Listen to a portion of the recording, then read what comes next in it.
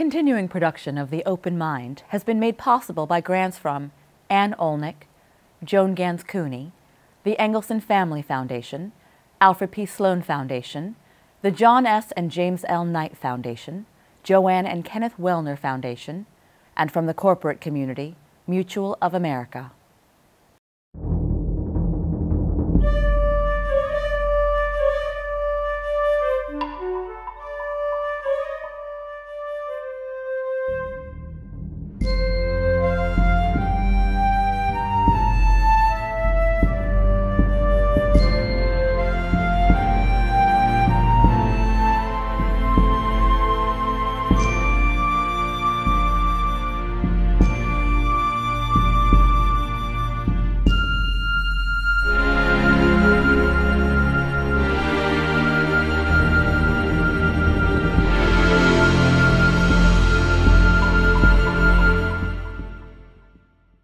I'm Alexander Heffner, your host on The Open Mind. It would be difficult to imagine a more erudite veteran of the U.S. Congress than our guest today. 38-year veteran John Lawrence served most recently as Chief of Staff to Speaker Leader Nancy Pelosi. Visiting professor at the University of California's Washington Center, Lawrence joins the cohort of distinguished open mind congressional observers over the past several years. Former Biden Chief of Staff and Senator Ted Kaufman, Senators Bradley and Frist, the list continues. John Lawrence is author of the Johns Hopkins University Press volume, The Class of '74, Congress After Watergate and the Roots of Partisanship. To understand the highly polarized political environment that now pervades the House and American politics, John Lawrence writes, we must examine the complex politics that emerged in the wake of Watergate. A different kind of Congress, Lawrence contends, brought more reform to archaic House procedures. It brought generational change, a merging of the external activities of the streets, the campus, civil rights, anti-war movements, the battles for women's rights and consumer protection, the drive for energy innovation and transparent government. And I want to ask John now to expound on this central thesis and on the lasting impact of this class of 1974. There really are two major themes that run through this book. One is that the class of '74, a very diverse group of people, some of whom came out of traditional politics, some of whom, as you mentioned, came out of the politics of the street, the student movement, the anti-war movement, the consumer rights movement, confronted an institution that was very top-heavy, very autocratic, dominated to a large extent by Southern conservatives who, because of the seniority system, controlled the process, in some cases even more so than the speaker and the elected leadership. And this is a group that came to Washington not so much to reform Congress, because a lot of them didn't really know about the organizational dynamics. They basically came to end the war in Vietnam, they told me when I interviewed over 40 of them. But once there, they hooked up with a group of frustrated reformers who had been trying to challenge the seniority system, diversify power, open up the processes of Congress and make it more transparent. And they provided the key numbers that were needed to effectuate those reforms. And that did disseminate power and allowed for the institution to operate in a much more responsive and open way. So in that way, the reforms that they helped to achieve really made Congress a more open and accountable, as well as an institution that was able to reflect the changing agendas of the American people. The other part of the book, however, also talks about how making the Congress more open, particularly in the context of other changes that were taking place in American society and in American politics, combined to promote and encourage and support a new level of partisanship that divides America pretty dramatically by the late 1980s, early 1990s, and has come to really dominate American politics today. And that disconnect that we experience today is largely a function of the human disconnect, the absence of interaction among members who are so frequently going back to their districts instead of engaging with each other? Or does it reflect a broader societal trend, do you think? Well, I think it's much deeper than that. And as a historian, I'm careful about single factor analysis. The the loss of the individual contact that you mentioned is mentioned by members themselves and by historians and political scientists. I would not discount it.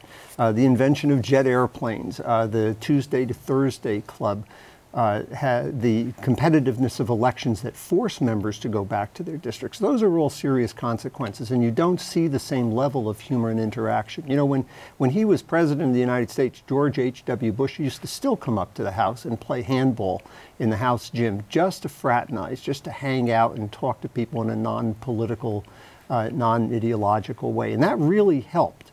I had that kind of relationship with John Boehner. And because I worked with him for many years before I ended up in the Speaker's office, or he ended up as the Republican leader. And it helped, particularly when we got into a crisis in 2008 and we had to have lines of communication that one can only imagine could exist today. But there are other issues that go much deeper than the loss of the personal relationship, and that has to do with changes in the media, which became much more ideological, changes in campaign finance, and particularly the rise of outside spending. And then structurally in American politics, as the Republican Party revived in the South and the parties came more into parity, the competitiveness for control, the fight for control, which was not a factor for much of the 20th century, really exacerbated the level of partisanship and the lack of desire to find common ground.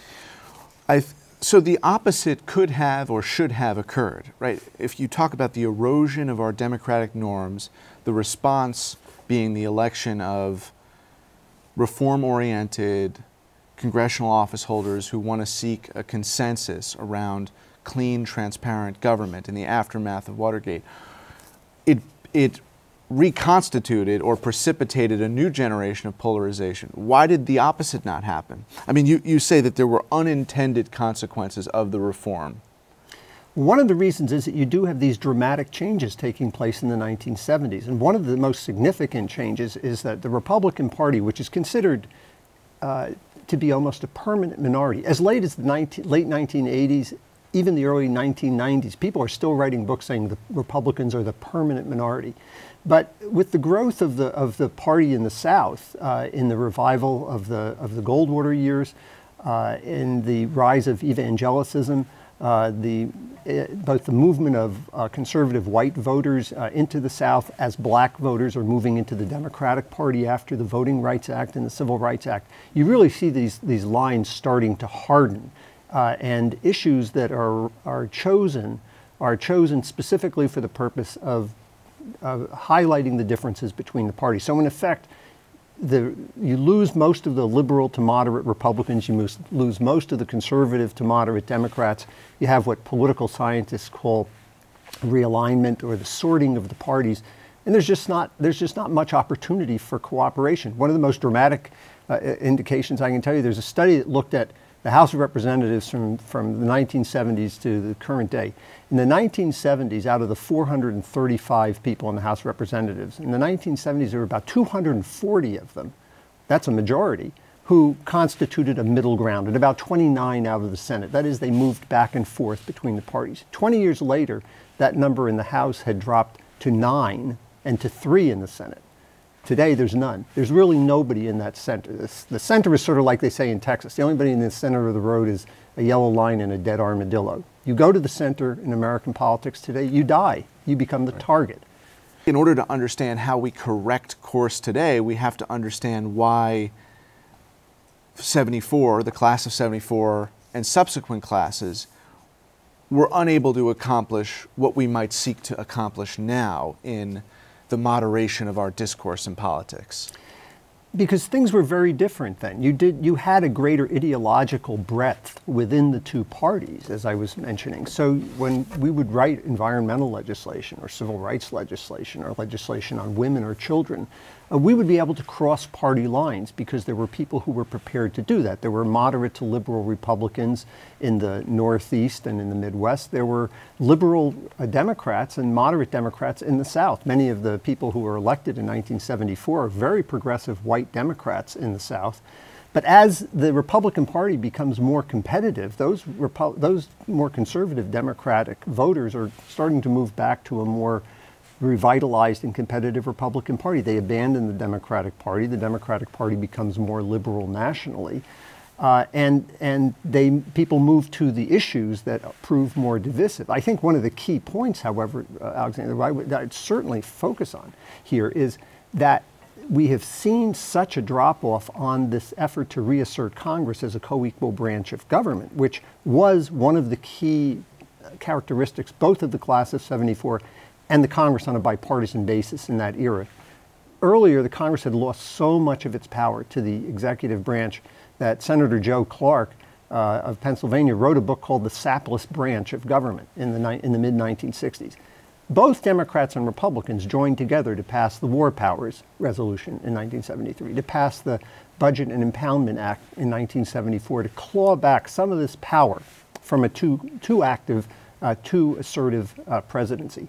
And one of the major reforms that the class of '74 helped to support was the rise of an aggressive oversight process in the Congress that would hold the executive branch accountable for how money was spent and how programs operated. Unfortunately, what we've seen is the real politicization of oversight, where it becomes more of a gotcha operation, the same way many of the opportunities to amend legislation in committee on the floor have become gotcha operations, and both on the Democratic side and I think it's fair to say on the Republican side. But now we see the complete relinquished oversight on the Republicans, who were adamantly objecting to Obama administration policy and withdrew entirely. Very few Republicans in the House, if any, I can think of one or two who were critical of the EPA administrator who's ensnared in a number of scandals. It did not coerce or force these congressional office holders to take on that oversight. And so the legislation itself that was responsible for that reform requires the human beings who are going to execute it. Now we see that's diminished, if not entirely disappeared in 2018. I do think both sides probably have suffered from an unwillingness to exercise that oversight responsibility when their own party occupies the White House. I think that was the case when Democrats were in control of Congress and President Obama was in the White House. He had enough opposition, I think we felt, from the Republicans. He didn't need more from us. In the current case, of course, one can only imagine if any number of these current issues were circulating and the parties were in different control of the House and Senate and the White House, that there should be really an aggressive investigation. Certainly for on no other issue than the fact that you have large numbers of people in the White House without security clearances, with potential questions about conflict of interest, having classified information, and virtually nothing coming from the Congress. Let's talk about 2018. Okay. You were responsible for the messaging in the 2006 gains that the Democrats made, which were pretty remarkable given where they stood prior to '06. And of course, you spearheaded communications during your tenure as Chief of Staff to Speaker Pelosi, Leader Pelosi.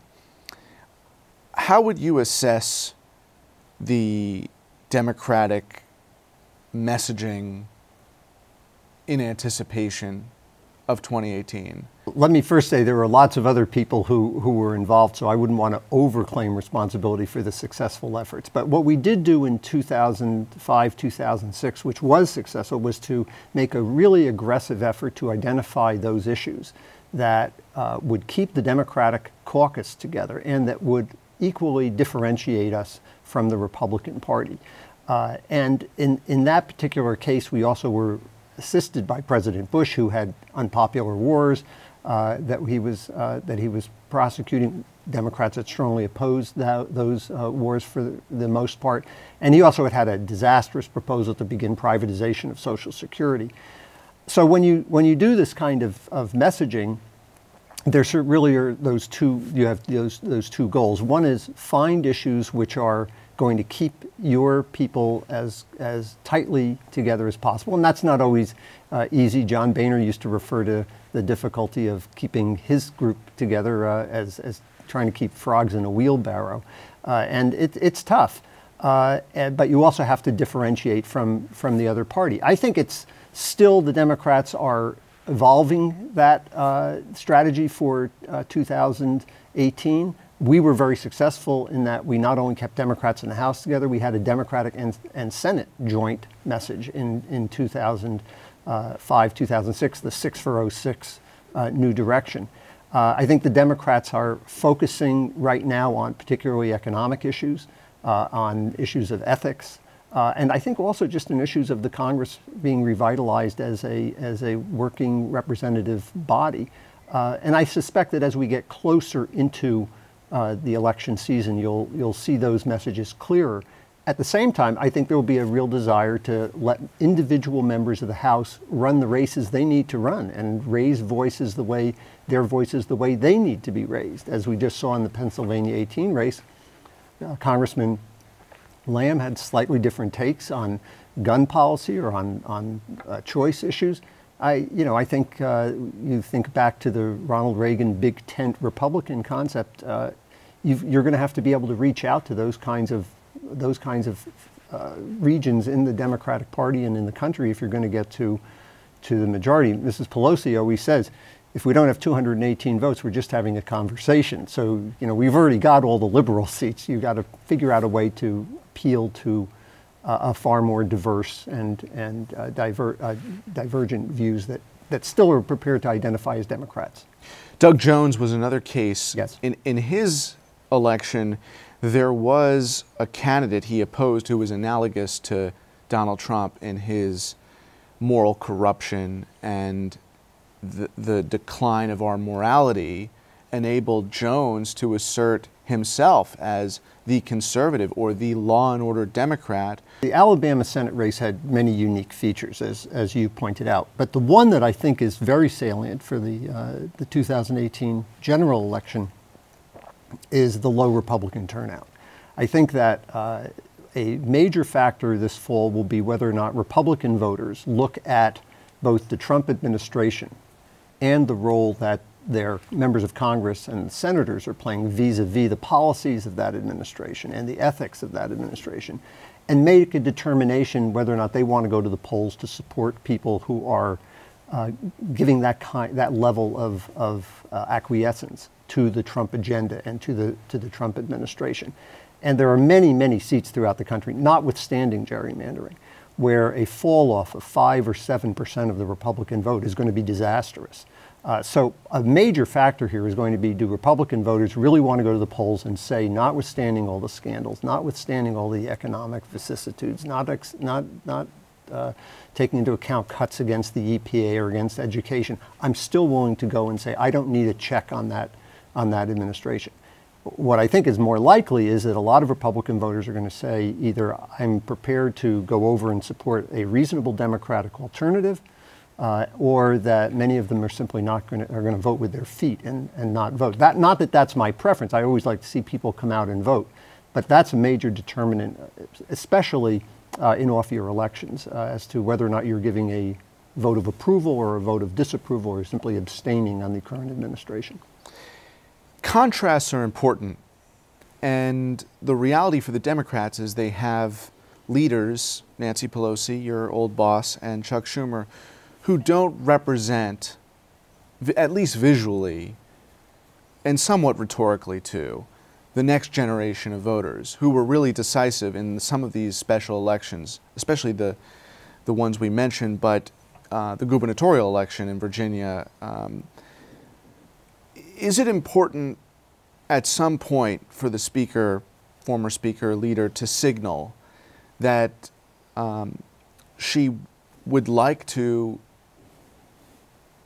hand the party to a young gun who will take control of this agenda? And when do you think that should happen, if it should happen? Well, I think there are a couple of key points to think about. One is it's important that Democrats not simply accept the Republican characterization of Leader Pelosi and say it's time for her to move on. I mean, she is elected in a secret vote by the Democratic caucus because the members of the caucus feel that she is the right person to lead them. She provides organizational structure, she provides messaging, she provides fundraising.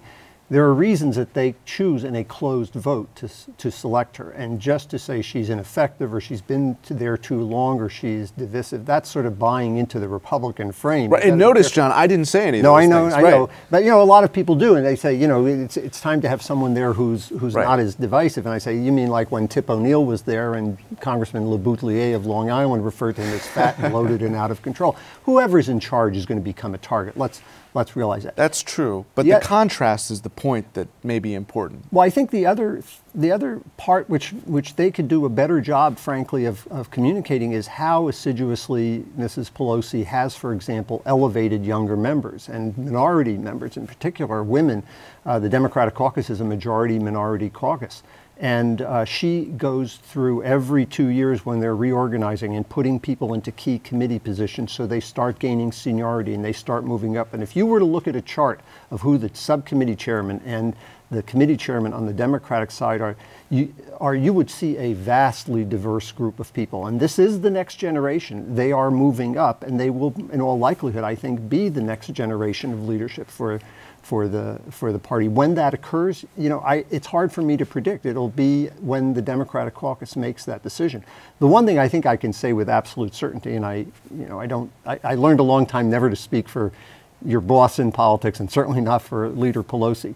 But the one thing I can certainly say is that she is far more concerned about winning the majority than she is about ensuring that she remains the Democratic Party leader. I want to compress strategy for 18 and differentiate it from 20.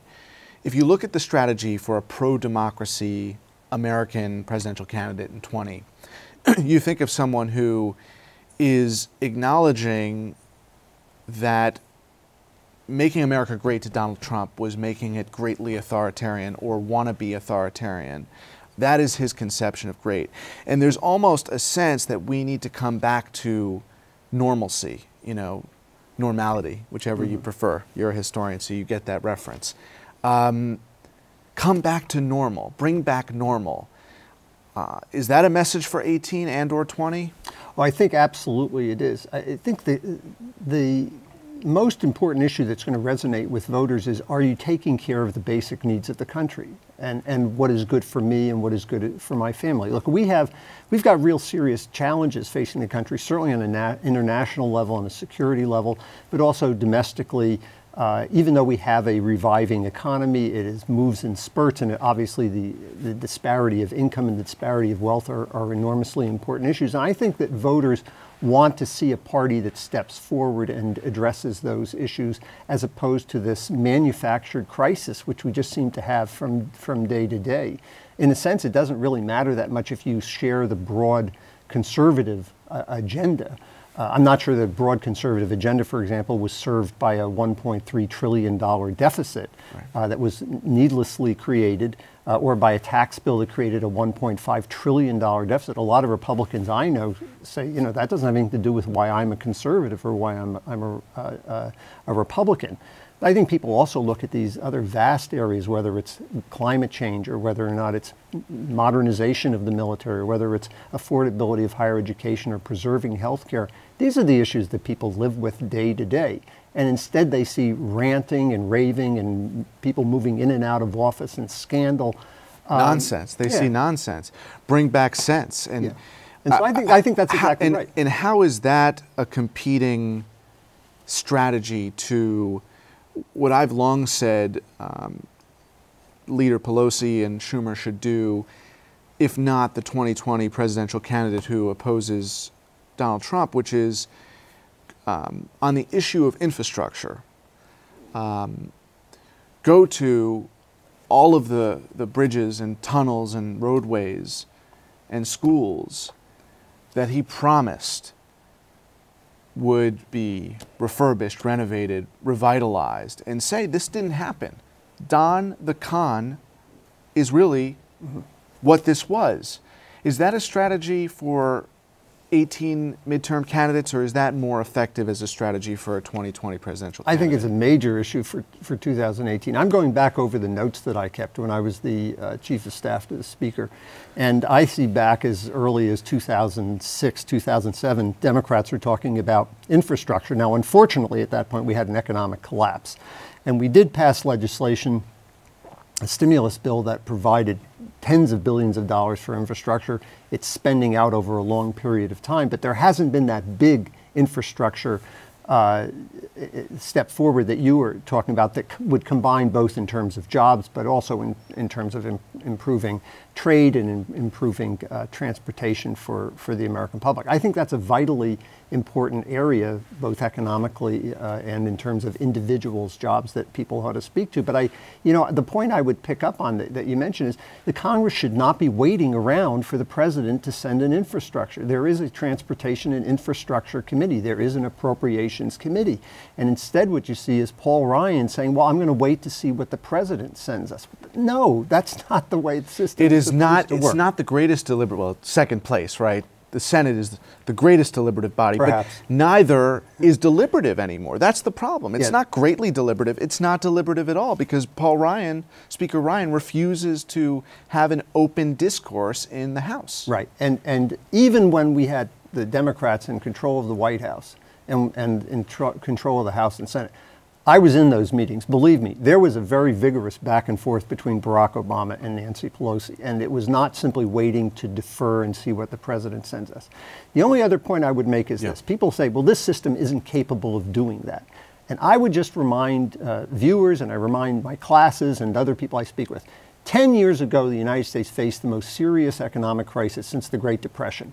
And a Republican administration and a Democratic Speaker and Congress, and in fact, a Speaker who was highly critical of the administration, specifically on the lack of regulation of the financial services industry, which caused the collapse. Nevertheless, in a highly partisan environment, 6 weeks before an election, were able to come together and figure out a way to pass legislation that arguably saved the American economy and the Western economy. My bottom line point is it's not the institution. It's the people who are running the institution and their attitudes. And that is the majority. That's just the way that the Congress is set up. The majority establishes the tone and the majority establishes the agenda. And if you're not satisfied with that, then you have to change the people who are going to Right, and you have to counterpunch. And I'm thinking of that meeting that Pelosi and Schumer did not attend where there were placards with their names and they were absent. I'm thinking to myself, well, they should go to all those bridges and roads and ports and airports and say, you sold us a bill of goods, and absolutely, nothing came of it. You squandered that money on the top 1/10 of 1%. Right. You gave them a tax break. And you're no builder. You're no builder. Yeah, apparently John, not. you talk about the 74 class. They were some constructors and builders, and we appreciate you being here today. Thank you so much. I really enjoyed it. And thanks to you in the audience. I hope you join us again next time for a thoughtful excursion into the world of ideas. Until then, keep an open mind. Please visit the Open Mind website at 13.org/openmind to view this program online or to access over 1,500 other interviews. And do check us out on Twitter and Facebook at Open Mind TV for updates on future programming.